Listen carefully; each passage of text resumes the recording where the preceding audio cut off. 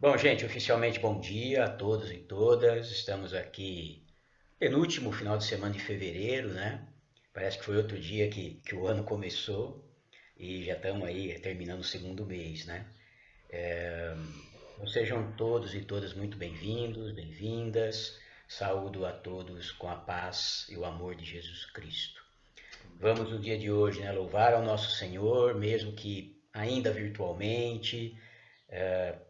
Parece que os números aí estão cedendo um pouquinho, isso é bom, mostra, né, que a questão aí da todo o tratamento, toda essa questão tem surtido efeito e se Deus quiser em breve vamos voltar a fazer da forma híbrida e aos poucos voltando para a presença total nos cultos, nas escolas, no trabalho, né? Isso que é importante. Então eu convido você a, nessa manhã, né, se debruçar aí nos louvores. Eu sei que cantar com louvor gravado é diferente, né? Ao vivo sempre é melhor, não há dúvida disso, mas fica aí o convite para você cantar, se deliciar com esses louvores também e louvarmos ao nosso Senhor. Né? Eu vou ler um texto de Filipenses 4, capítulo 4, verso 4. O apóstolo Paulo fala o seguinte: regozijai-vos sempre no Senhor. Outra vez vos digo, regozijai-vos, ou alegrai-vos no Senhor. Né? Eu sei que numa época como essa, há 2 anos já, a igreja, né, de uma maneira geral, vem falando: olha, vamos manter a fé firme, vamos continuar nos alegrando. E pode chegar um momento que a gente comece a dar uma. Puxa vida, mas se alegrar com o quê? Né? A gente olha pelo que acontecia em Petrópolis, enfim, são coisas extremamente tristes. E Paulo reforça, né? É muito forte esse versículo. Primeiro que ele fala, alegrai-vos sempre. Esse sempre significa em qualquer situação. Né? E aí ele repete, outra vez vos digo, alegrai-vos. Então ele está dizendo aqui que a presença de Deus na nossa vida, ela vai ser importante nos momentos bons, lógico, mas principalmente nos momentos mais complicados. E que mesmo nesses momentos é possível termos alegria em Deus.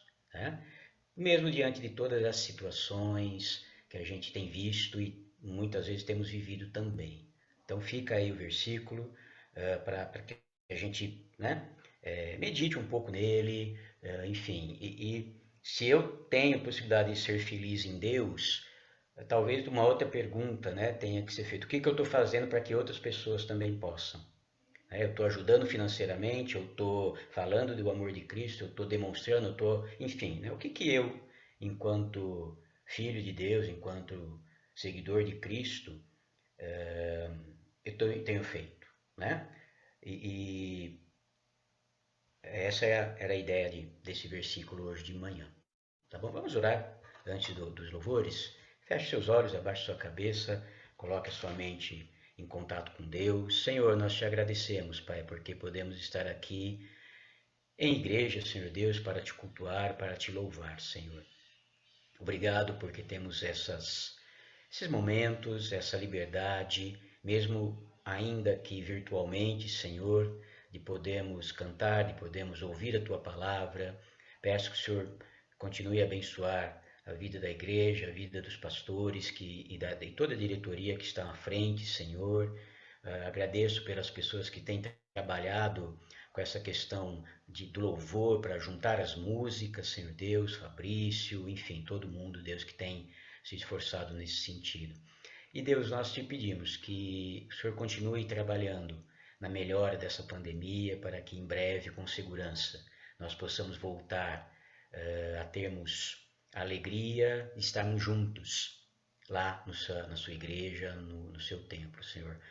Deus, nesse momento peço ali também pela cidade de Petrópolis, tanta tristeza, Senhor, que a gente viu essa semana, mas que o Senhor esteja levando conforto para aquelas pessoas e também ajuda material, que enfim, as pessoas consigam se mobilizar nesse sentido, Deus.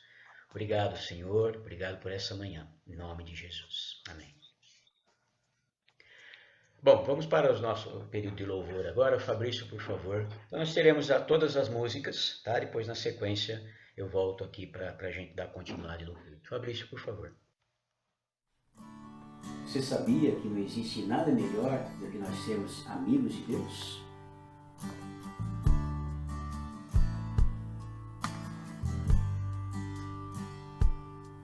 Não existe nada melhor do que ser amigo de Deus, caminhar seguro na luz, desfrutar do seu amor, ter a paz do coração,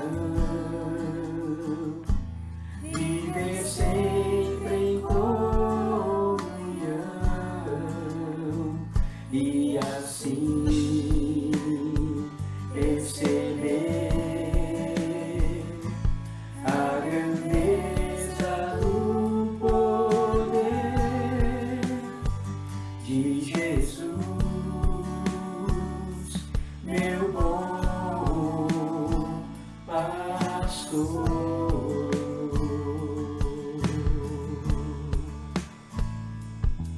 Não existe nada melhor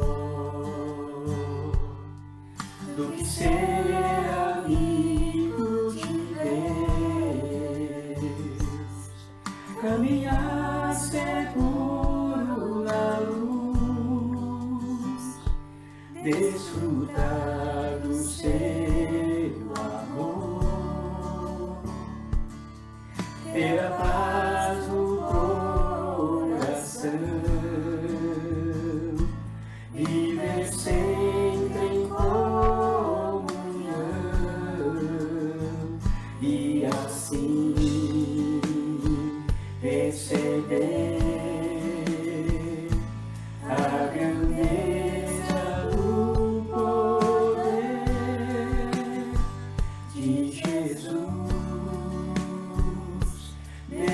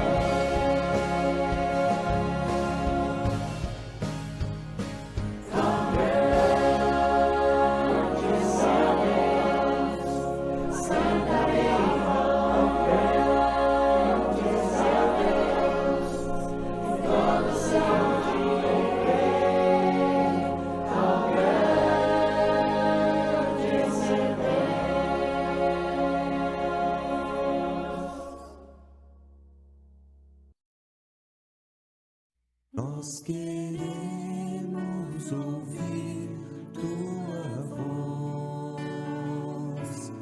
Teu louvor sempre esteja entre nós. Queremos ser, Senhor, mais sábios Na verdade, no amor, marcharemos na coragem do Senhor. Marcharemos cheios de coragem, seguiremos, seja onde for. Embora a dor nos cerque na viagem, marcharemos na coragem do Senhor. e quando a escuridão da noite descer, Queremos só pela graça e fé viver, com esperança e com coragem, na alegria ou na dor, marcharemos na coragem do Senhor. Marcharemos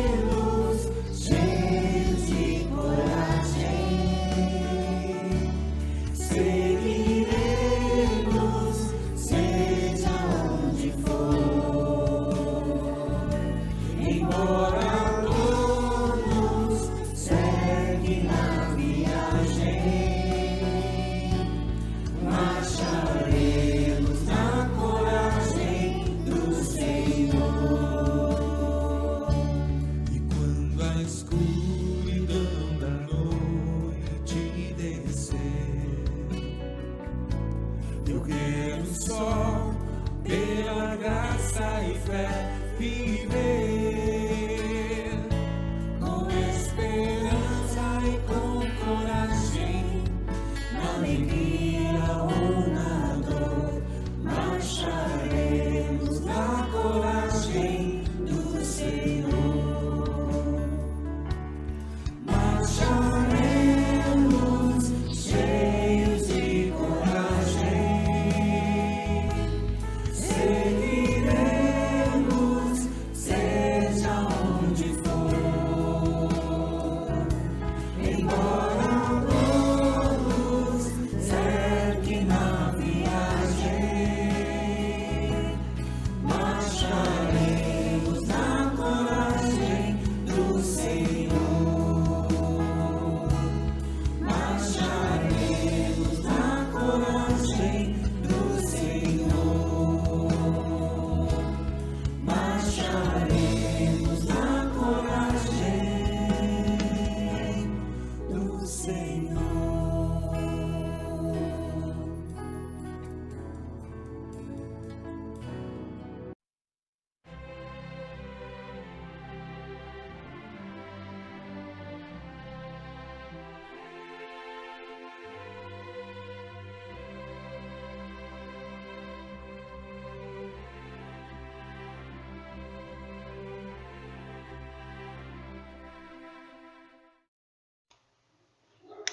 Amém, louvado seja o nome do nosso Deus, né? Quão grande, né, é o meu Deus, é o teu Deus, é o nosso Deus, para fazer pessoas de diferentes nações cantarem, né? E o significado é o mesmo, não importa muito a língua, né, que as pessoas acabam cantando, né? A música ela é universal, né? E o nosso Deus é grande para nos fazer continuar marchando, mesmo diante das dificuldades, mesmo na escuridão da noite, que muitas vezes a gente passa, né, no dia a dia, né? Eu estava pensando que algo, claro que nenhuma pandemia, nenhuma doença é boa, é óbvio que não é, né? Mas, de uma certa maneira, se a gente pensar o que aconteceu com a igreja por causa da pandemia, meio que ela teve que se reinventar. A maneira de fazer culto, né? A maneira de fazer o louvor. Então ver ali diferentes pessoas de diferentes localidades gravando, sendo colocados no mesmo vídeo, né? Enfim, a igreja aqui também fez isso. Foi uma maneira da igreja se reinventar e de levar a palavra de Deus para outras pessoas, né? O próprio pastor Boulevard teve aí conversas com o pessoal do Paraguai pelo vídeo, que eu não sei se a igreja faria isso se nada disso estivesse acontecendo. De novo, não é bom, mas a igreja ela meio que teve que se reinventar por causa de tudo isso, né? E são coisas que eu acredito que devem ficar, né, na proclamação do evangelho. Eu lembro um pouco, né, claro, dadas as devidas proporções, do que aconteceu lá com a igreja em Jerusalém, né? Ela estava localizada em Jerusalém, houve uma perseguição, ela precisou se espalhar, que era isso que Deus queria. Então a igreja também lá em Jerusalém, lá no início, precisou se reinventar nesse sentido, né? E agora a gente passa de novo por esse processo, claro, dadas aí as devidas proporções, evidentemente, né? Mas são maneiras que a igreja tem de permanecer viva, né? Graças a Deus por isso. Antes de passar para a mensagem, eu gostaria de saber se alguém tem algo a compartilhar com a igreja nesse momento. Fique à vontade.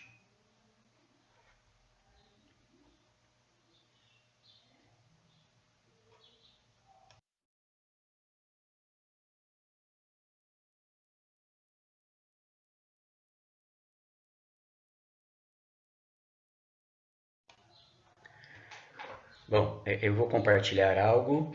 A gente está chegando aí, né? Conseguindo chegar no final de mais um ano letivo, por incrível que pareça. Lá na faculdade a gente está ainda no ano letivo de 2021, tá? Por causa de todo esse atraso que teve. E meados de março agora a gente termina mais um ano letivo, mais uma turma que está se formando, mesmo durante a pandemia, né? Então, assim como a igreja, as escolas, de uma maneira geral, também tiveram que se reinventar, né? E como área da saúde, o curso ele não parou de atender as pessoas, não parou de prestar assistência para as pessoas que precisam de atendimento. Então, eu louvo a Deus porque tivemos casos de pessoas contaminadas, mas assim, bem pontuais, né? E a grande maioria de alunos, professores e funcionários não se contaminou. Isso para mim é motivo de louvor, de chegar, né, mais uma vez ao término aí de um ciclo, de uma turma, e logo em final de abril a gente começa outro ciclo, de mais uma turma chegando pelo vestibular e mais uma turma indo para o final, por último ano, né, para dar continuidade aí no aprendizado através do estágio. Isso é um motivo de louvor para mim. Alguém mais, gente? Quer compartilhar alguma coisa? Quer testemunhar?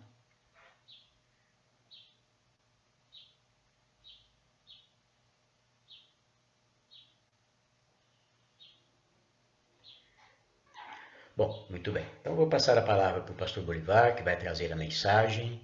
Pastor, que Deus continue a te abençoar, né? Já vem abençoando no preparo da mensagem com certeza e que ele continue agora durante a mensagem também. A palavra está com o pastor. Está mutado, pastor.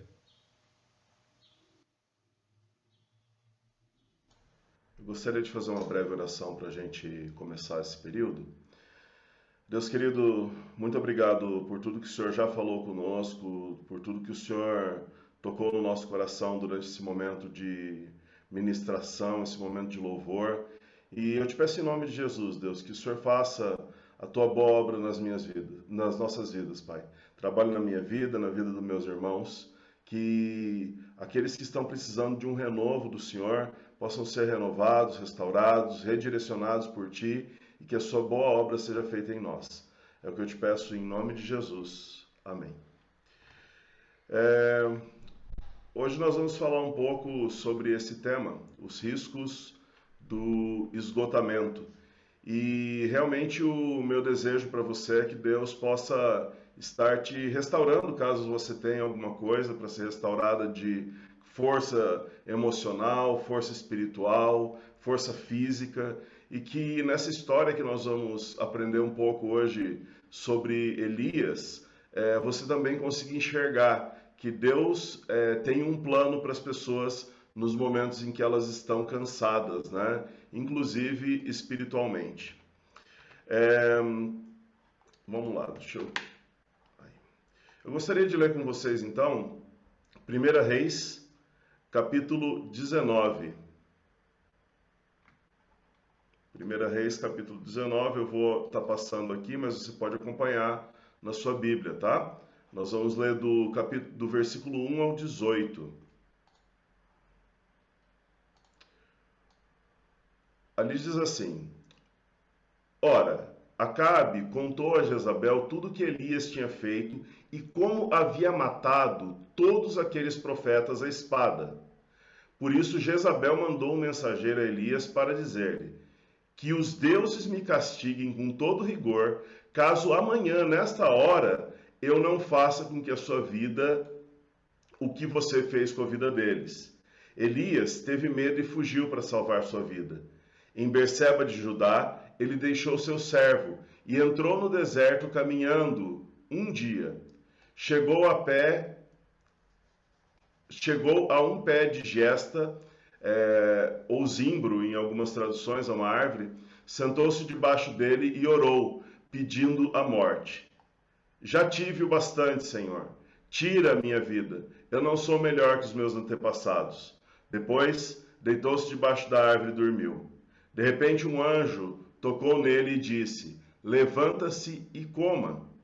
Elias olhou ao redor e ali, junto à sua cabeça, havia um pão assado sobre as brasas quentes e um jarro de água. Ele comeu, bebeu e deitou-se de novo. O anjo do Senhor voltou, tocou nele e disse: levante-se e coma, pois sua viagem será muito longa. Então ele se levantou, comeu e bebeu. Fortalecido com aquela comida, viajou 40 dias e 40 noites, até que chegou a Horebe, um monte de Deus. Ali entrou numa caverna e passou a noite, e a palavra do Senhor veio a ele: o que você está fazendo aqui, Elias? Ele respondeu: tenho sido muito zeloso pelo Senhor, Deus dos exércitos. Os israelitas rejeitaram a tua aliança, quebraram os teus altares e mataram os teus profetas à espada. Sou o único que sobrou, e agora também estão procurando matar-me. O Senhor lhe disse: saia e fique no monte na presença do Senhor, pois o Senhor vai passar. Então veio um vento fortíssimo, que separou os montes e esmigalhou as rochas diante do Senhor. Mas o Senhor não estava no vento. Depois do vento houve um terremoto, mas o Senhor não estava no terremoto. Depois do terremoto houve um fogo, mas o Senhor não estava nele. E depois do fogo houve um murmúrio de uma brisa suave. Quando Elias ouviu, puxou a capa para cobrir o rosto, saiu e ficou à entrada da caverna, e uma voz lhe perguntou: o que você está fazendo aqui, Elias? Ele respondeu: tenho sido muito zeloso pelo Senhor Deus dos exércitos. Os israelitas rejeitaram a sua aliança, quebraram os teus altares e mataram os teus profetas à espada. Sou o único que sobrou, e agora também estão procurando matar-me. O Senhor lhe disse: volte pelo caminho por onde veio e vá para o deserto de Damasco. Chegando lá, unja Azael como rei da Síria. Unja também Jeú, filho de Ninsi, como rei de Israel. E unja Eliseu, filho de Safate, de Abel-Meolá, para suceder a você como profeta. Jeú matará todo aquele que escapar da espada de Azael, e Eliseu matará todo aquele que escapar da espada de Jeú. No entanto, fiz sobrar 7.000 em Israel, todos aqueles cujos joelhos não se inclinaram diante de Baal, e todos aqueles cuja a boca não o beijaram.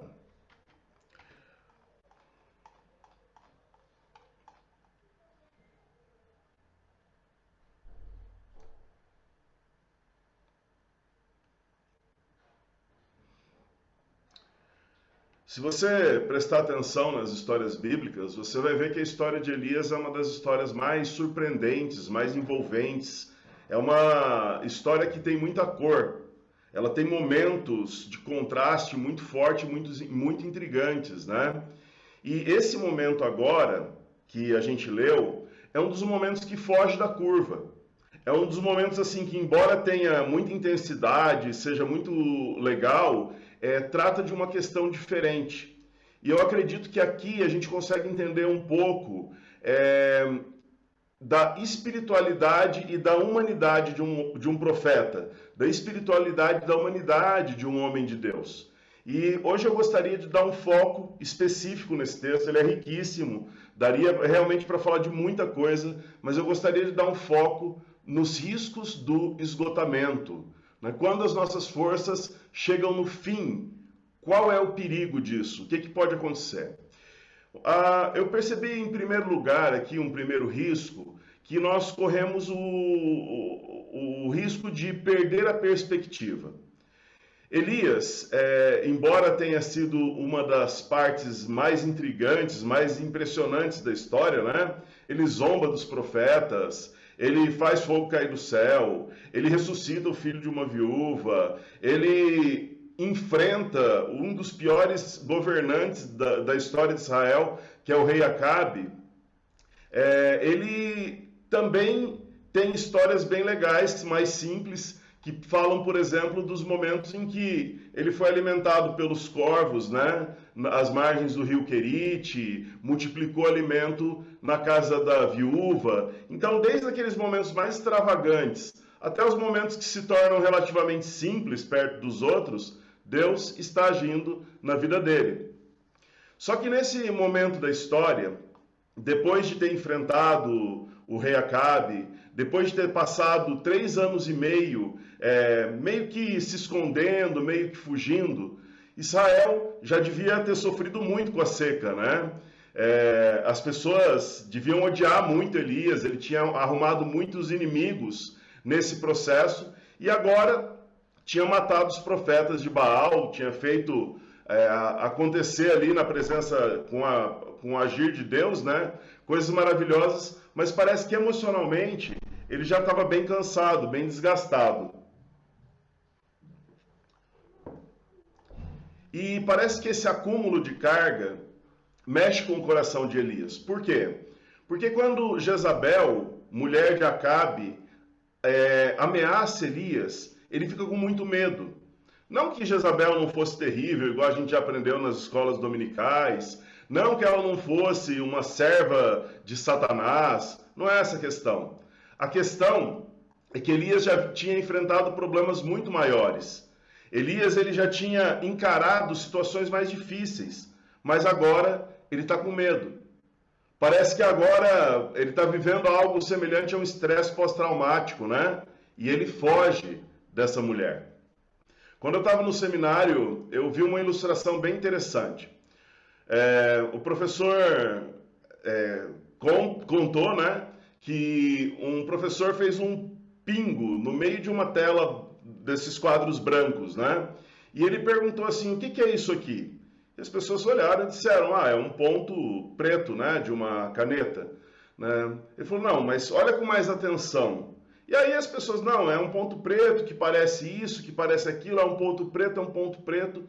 E depois que o professor deixou um pouco as pessoas falarem, ele fez a colocação dele. Ele disse, olha, de fato isso é um ponto preto, mas esse ponto preto ele está numa tela branca, que está dentro de uma sala, que está dentro de uma escola, né? Então não é só um ponto preto. O problema é que muitas vezes quando a gente está sob estresse, a gente faz exatamente isso. A gente só vê o ponto preto. Jezabel não era ninguém. Jezabel, diante de Deus, era tão mortal quanto os outros 500 profetas, 450 profetas de Baal. Era tão mortal que o fim da história dela termina com ela sendo comida por cães, né? Mas, por algum motivo, e eu acredito que esse motivo é esse estresse, essa tensão, Elias ele só consegue olhar para aquela mulher como o grande problema, como a pessoa que conseguiria tirar a vida dele. A Bíblia conta que Elias ele sai em direção ao sul do país e ele percorre 200 quilômetros até chegar em Berseba de Judá. E ali ele deixa o servo dele. Olha só, que atitude diferente, né?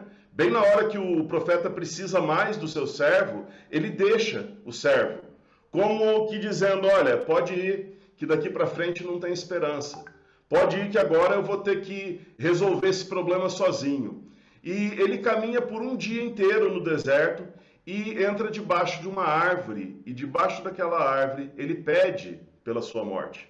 Ele falou, olha Deus, eu não sou melhor do que os meus antepassados. Não vale a pena viver.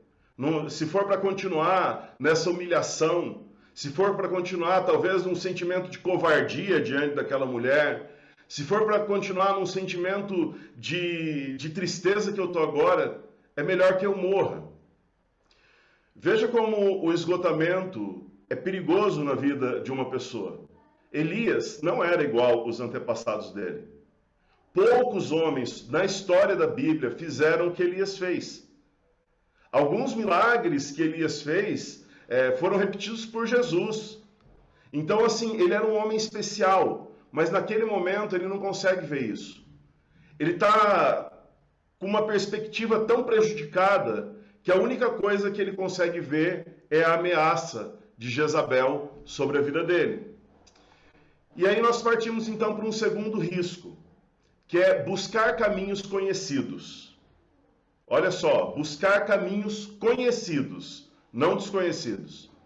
Tem um tipo de brinquedo, você já deve ter tido ou a alegria ou a raiva de ter brincado com isso, que são aqueles joguinhos que você tem que desencaixar uma arruela da outra, um ganchinho. Alguns são feitos de madeira, outros são feitos de metal mesmo, né? Tem umas cordinhas, umas bolinhas, e você tem que tirar ele de dentro do outro. Ou então colocar uma quantia enorme de madeira dentro de uma caixinha, parece que não cabe. Mas tem um jeito de fazer isso. E uma vez eu estava numa barbearia esperando o barbeiro terminar o corte de uma outra pessoa, e eu vi um brinquedo desse. E eu comecei a mexer, e o barbeiro olhou para mim e falou, ó, esse brinquedo é bem difícil, viu? Pode ir brincando, pode ir tentando, depois eu te conto a solução, se você quiser. E por sorte, eu mexi um pouco, e eu tive uma ideia. E desencaixei o brinquedo, funcionou. E ele ficou impressionado, ele falou, nossa, mas como que você conseguiu desencaixar esse brinquedo, né? E eu falei para ele, olha, eu entendi que a solução não estava no caminho que eu normalmente penso. A solução estava em outro caminho. Porque esses brinquedos, eles têm o objetivo de fazer você seguir o caminho que você conhece. Você vê, por exemplo, que a bolinha não passa pela argola, mas você fica tentando insistentemente, porque aquele é o caminho que você conhece. Você sabe que a peça não vai sair da maneira que você está tentando, mas você chega a tentar centenas de vezes, porque você está indo por um caminho lógico, conhecido. Num primeiro momento, quando Elias confronta Acabe, falando que não ia chover mais, Deus dá uma ordem para Elias. Ele falou, olha, foge, vai para o riacho de Querite, e lá os corvos vão alimentar você. E ele obedece essa ordem e dá tudo certo. Agora, nesse confronto com Jezabel, Deus não tinha falado para Elias fugir. Não era para ir para Berseba de Judá, não consta no texto. Não era para fugir para debaixo da árvore lá do zimbro, né? Deus não falou nada, e ele seguiu o caminho que ele conhecia, e ele fugiu. Olha que interessante, o riacho de Querite ficava na mesma distância que Berseba de Judá. Então ele deu linha, correu ali pelo menos 60 horas sem olhar para trás, né? E fugiu de Jezabel, né? Nós, como servos de Deus, temos também que tomar cuidado para não voltar pelos caminhos conhecidos, sem antes consultar a vontade de Deus. Gente, algumas coisas que nós fizemos no passado, orientados por Deus, continuam valendo até hoje. Outras coisas Deus não quer que a gente repita. Ele quer que a gente pergunte qual a nova estratégia, porque o momento é outro, a vida é outra. Muitos cristãos que viviam, por exemplo, antes de conhecer a Cristo, no álcool, nas drogas, nós vamos falar um pouco sobre isso na escola dominical de hoje, acabam entrando em pane e recorrem a esses recursos. Na hora do esgotamento, na hora do cansaço, na hora da agonia, eles voltam a procurar esses recursos. Outros cristãos voltam a falar as mesmas coisas, só que coisas boas, inclusive, só que não é para repetir aquilo. Deus tem uma nova estratégia. Uso displicente do dinheiro, alguns fazem acessos indevidos à internet, entram em contato com as companhias. Esses são caminhos que resolviam no passado o problema. Às vezes, quando não eram cristãos, e outras vezes com soluções melhores, mas que não são a solução desse momento. Tem uma história antiga que pode ajudar a gente a entender isso. Você já deve ter ouvido várias vezes na igreja. Diz que uma mosca estava sobrevoando um copo de leite, né? E que, de repente, ela perdeu o controle, caiu dentro do copo de leite e entrou em desespero. Ela falou, agora eu vou morrer, não tem jeito, né? Eu sou uma mosca, minhas asas estão molhadas, eu vou morrer aqui. E a amiga da mosca sobrevoando falou, bate as asas bem rápido, que você vai conseguir sair. E no desespero a mosca seguiu o conselho da amiga e começou a bater as asas rapidamente. Até que formou ali uma espuminha, né? E ela conseguiu se virar, foi até a beirada do copo e saiu de lá. Num outro momento, mais para frente na vida dessa mosca azarada, né? Ela caiu dentro do copo de novo. E ela ficou muito com medo, muito preocupada, mas ela lembrou do antigo ensinamento da amiga. E começou a se bater. Outra mosca tentou dar um conselho para ela, falou, não quero saber. Pode deixar que eu me viro, eu sei a solução. E ela bateu as asinhas ali até que morreu afogada. A diferença era que o copo onde essa mosca estava não era mais de leite, o copo era de água. Então, mudando algumas situações, as soluções mudam também. E às vezes a gente se deixa levar por caminhos que a gente conhece. Elias falou, bom, é hora de fugir. Deus me mandou fugir no passado, eu vou fugir de novo. Agora eu estou apavorado, mas eu já sei a solução. A solução é correr. É importante perceber, gente, que eu não estou desprezando os aprendizados. Não tem nada a ver com isso. Muita coisa que a gente aprendeu com Deus no passado, a gente vai usar sempre. Mas muitas vezes, e a maioria ou todas as vezes, é necessário a gente perguntar para Deus o que é para fazer. Qual o caminho que Ele deseja que a gente tome, né? E a terceira experiência, o terceiro risco que a gente corre, na verdade, é buscar experiências antigas. Depois de ter sido socorrido pelo anjo, recebido a comida, a água ali, Elias, por 40 dias, caminhou em direção ao Monte Horebe, na península do Sinai.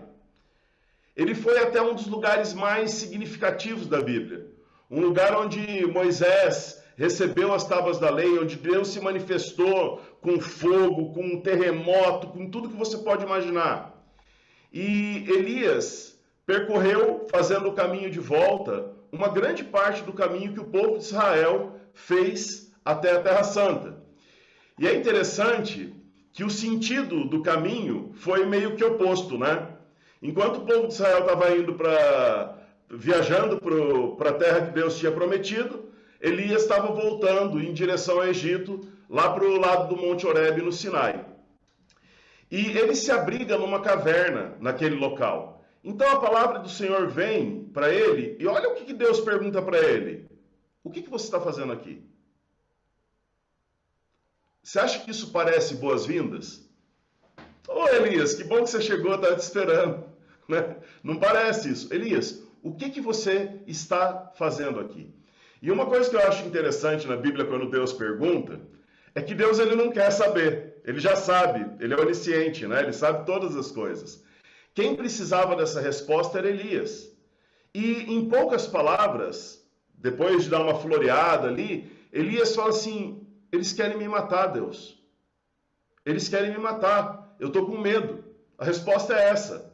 Ele fala que é zeloso, que uma série de coisas, mas a resposta mesmo é, eles querem me matar, eu estou com medo. E se você prestar atenção nessa pergunta de Deus, já que ela não é uma pergunta de fato, talvez Deus estivesse dizendo, Elias, eu não falei para você vir aqui. Ou então, Elias, por que você teve que se esconder tão longe? Fugir 60 dias, né? 200 até Judá e mais 40 até aqui. Perceba que Deus, ele não chega para Elias e fala, parabéns, Elias, você está no lugar certo, que bom que você entendeu a minha vontade. E Deus fez essa pergunta 2 vezes. Uma, antes dos grandes eventos que acontecem, e ele falou a mesma coisa, Senhor, eu estou aqui porque eu estou com medo. E outra depois dos eventos, dizendo novamente, olha Deus, eu estou aqui porque eu estou com medo. E quando Elias é chamado para fora da caverna, lá já no Monte Horebe, né, acontecem 4 eventos interessantes. No primeiro, vem um vento com poder suficiente para quebrar pedra. Provavelmente deslocou as pedras do monte, começou a cair uma em cima da outra, uma loucura, né? Um verdadeiro redemoinho, um furacão. O segundo evento é um terremoto. É interessante que os terremotos, eles têm o poder de fazer uma coisa que a Bíblia usa como, vamos dizer assim, uma quebra de estabilidade. Ele fala, ainda que os montes se abalem, mas os montes não se abalam. Os montes não tremem. Só que num terremoto isso acontece. Então, aconteceu uma coisa poderosa ali, né? Depois veio fogo. E por fim veio uma brisa mansa. Na minha percepção, o que Elias estava procurando eram os 3 primeiros. Ele queria o vento, ele queria o terremoto e o fogo. Essas eram coisas que tinham no Monte Horebe, quando Moisés estava ali. Esses elementos são muito poderosos na história bíblica, né? Deus manda fogo sobre o altar, o vento abrir o mar vermelho, né? Você ter essa coisa do terremoto também. O terremoto rasgou o véu que separava lá, né? O véu do templo. Então, assim, em momentos muito específicos, Deus se manifestou dessas maneiras. E eu tenho certeza, tenho convicção, que Elias estava procurando exatamente isso. Só que não foi isso que Deus queria mostrar para ele. Ele queria mostrar, Elias, é outra experiência agora. Você vai me ouvir na brisa, no sussurro. Você vai me ouvir de uma maneira diferente daquilo que você veio buscar aqui. E Deus falou com Elias dessa forma. Às vezes, gente, comigo acontece, não sei se acontece com você. A gente fica querendo uma manifestação sobrenatural de Deus. Pode querer, é ótimo.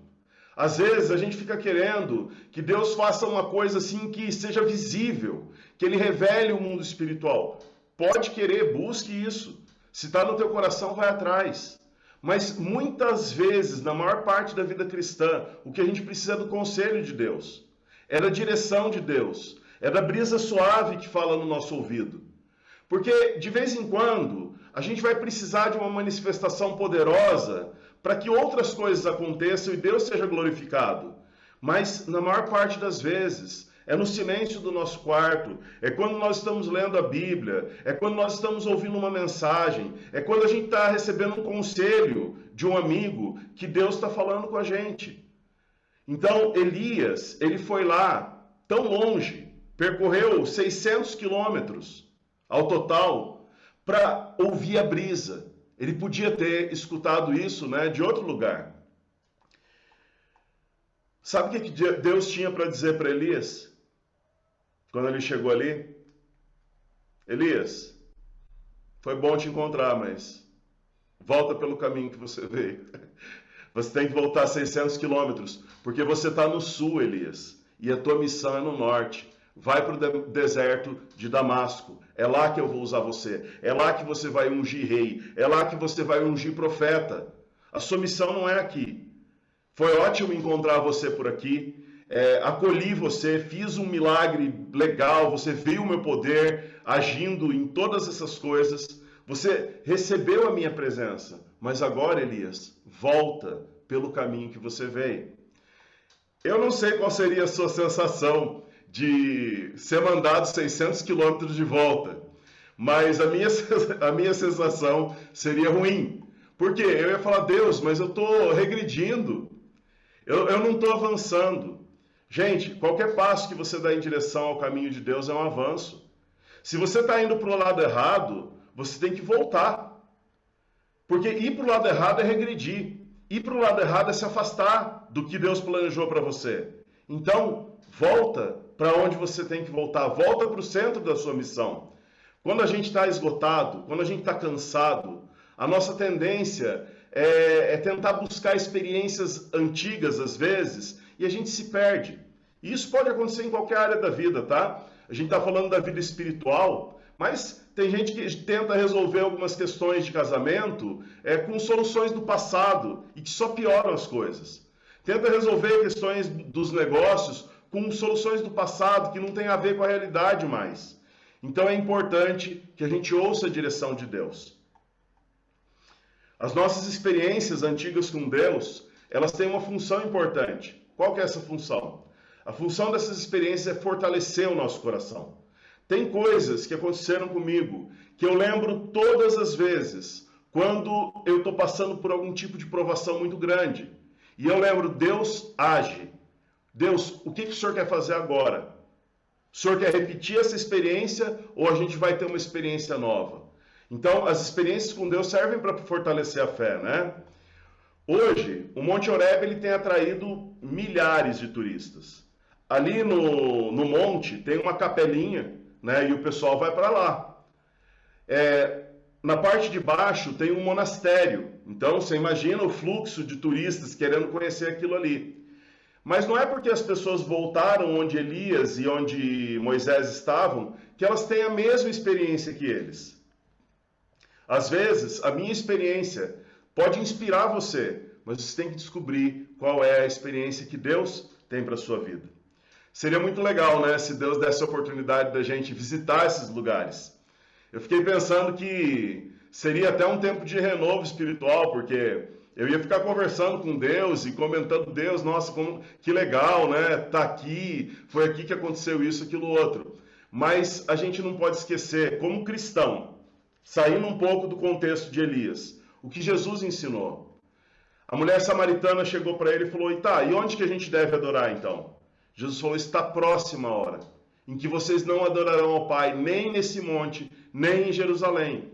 No entanto, está chegando a hora, e de fato já chegou, em que os verdadeiros adoradores adorarão ao Pai, em espírito e em verdade. São esses os adoradores que o Pai procura. Querido, pode ir no monte? Pode ir lá no Monte Horebe orar? Pode ir lá. Pode ir no Monte Moriá orar? Pode também, não tem problema. Mas o que Deus procura são verdadeiros adoradores. Se você está cansado, sobrecarregado, entrega seu fardo para Jesus. Entrega aos pés da cruz. Busca ajuda de pessoas que você sabe que são pessoas de Deus. Converse com amigos que dão bons conselhos. Leia a Bíblia. Busque nessas coisas. Deus vai aliviar o seu fardo. O fardo de Jesus é leve.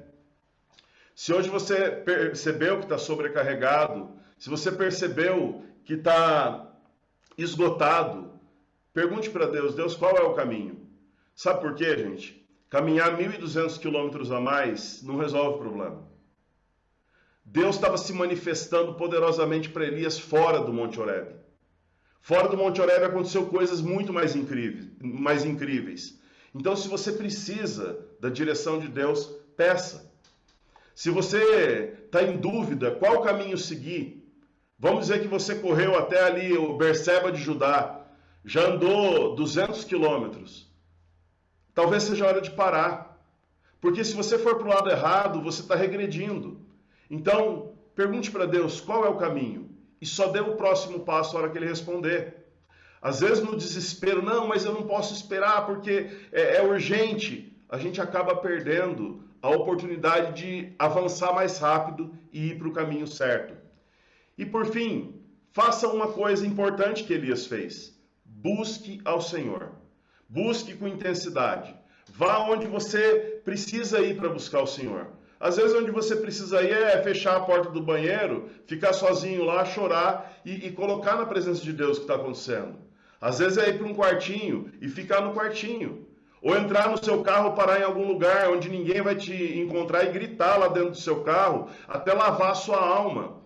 Sabe, mas faça o que Elias fez, busque, só não caminhe pelos caminhos que Deus não te mandou ir. Então, para mim essa mensagem é importante, porque eu percebo que essas coisas que aconteceram com Elias, algumas vezes se tornam realidade na minha vida. A gente fica desesperado para resolver algumas coisas, querendo melhorar algumas coisas muitas vezes, e toma decisões boas, mas que não levam para o centro da vontade de Deus. Não aceite as bordas da vontade de Deus, procure o centro. Eu quero orar com você para que Deus possa guiar as nossas vidas nesses próximos dias. Deus, muito obrigado pela vida do profeta Elias, Pai. Obrigado porque ele passou por essas situações de tanto estresse, de tanta preocupação, de tanto medo, e que o Senhor o acolheu, mesmo nessas tomadas de decisões que talvez não tenham sido tão bem acertadas. Ajuda-nos, Deus, a aprendermos com essas coisas e fazer só as coisas boas.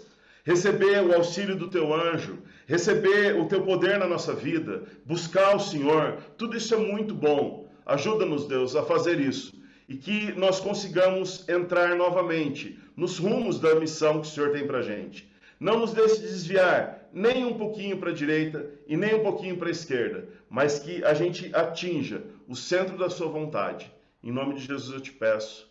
Amém, Senhor. Amém. Assim seja, né? Ansiedade, tudo isso que o pastor falou aí sobre Elias, né? Querendo resolver o problema da maneira dele, levou a ansiedade, que levou a depressão, e aí o fez, enfim, tomar atitudes, vamos dizer assim, contra, né, a vontade de Deus, ou no mínimo não estando no centro da vontade de Deus. É exatamente isso que acontece, né? E todos nós estamos sujeitos, né? Enfim, eu tenho um texto, não me lembro agora, pastor, por favor, me ajude, que diz que Elias era um homem sujeito a mesmas provações que nós, né? E pediu para não chover e não choveu. Mas Elias também era sujeito às mesmas provações e teve um quadro grave de ansiedade e depressão, como todos nós podemos ter, né? Então, eram homens próximos de Deus, mas também sofriam de problemas e padeciam de problemas que nós temos também, né? Acho que é por aí que tem que ser entendido. Bom, obrigado, pastor, pela mensagem, pela palavra.